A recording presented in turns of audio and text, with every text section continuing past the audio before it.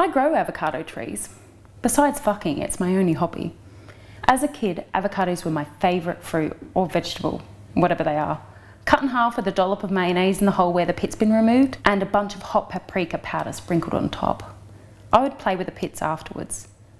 My mother would always say kids didn't need toys. A rotten tomato or even an avocado pit did just fine.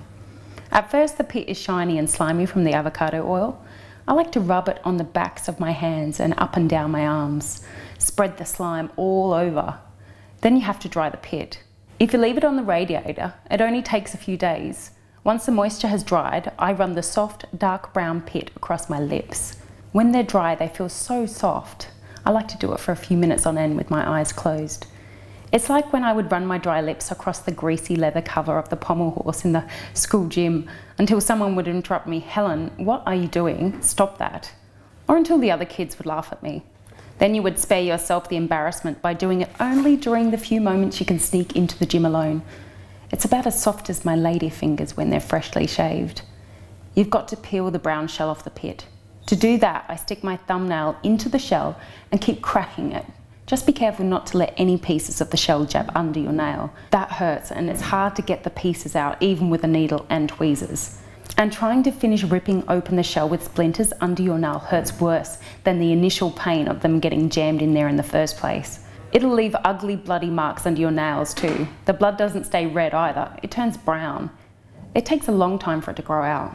In the meantime, your nail looks like a sheet of floating ice with a piece of driftwood frozen into it. Once the shell's completely removed, you can see the pleasant colour of the pit, either light yellow or sometimes pale pink. Then I hit it with a hammer, but not so hard that it crushes. After that, I put it in the freezer for a few hours to simulate winter. Once you've had enough of winter, you pull it out and insert 3 toothpicks into the pit. Then you suspend it in water in a glass, using the toothpicks to hold it at the right height. An avocado pit looks like an egg. It's got a thick round end and a more pointed end. The narrower end has to stay above the water, about 1/3 in the air and 2/3 submerged. It'll stay this way for a couple of months. A slimy film grows on the part of the pit in the water. I find it very inviting. Sometimes I take the pit out of the water and put it inside me. I call it my organic dildo. Obviously, I only use organic avocados for my starter pits. Otherwise, I'd end up with toxic trees. You definitely want to take the toothpicks out before you put it inside you. Thanks to my well-trained pelvic muscles, I can shoot it back out afterward. Then it's back into the water with the toothpick stuck back in, and then you wait. After a couple of months, you'll see a crack in the round end. It'll get wider, a deep crevice in the pit.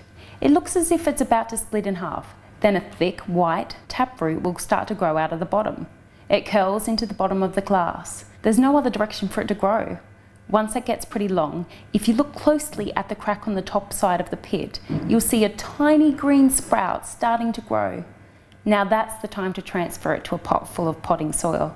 Soon, a stem grows with big green leaves. I'll never get closer to giving birth than this. I looked after that first pit for months, had it inside me, pushed it out, and I take perfect care of all the avocado trees I've started that way. As far back as I can remember, I've always wanted to have a child. There's a recurring pattern in my family. My great-grandmother, my grandmother, my mother, and me, all firstborn, all girls, all neurotic, deranged, and depressed. But I broke the cycle. This year I turned 18 and I've been waiting for that moment. One day after my birthday, as soon as I didn't need parental approval, I had myself sterilised. Since then, the thing my mother says to me so often doesn't sound so threatening.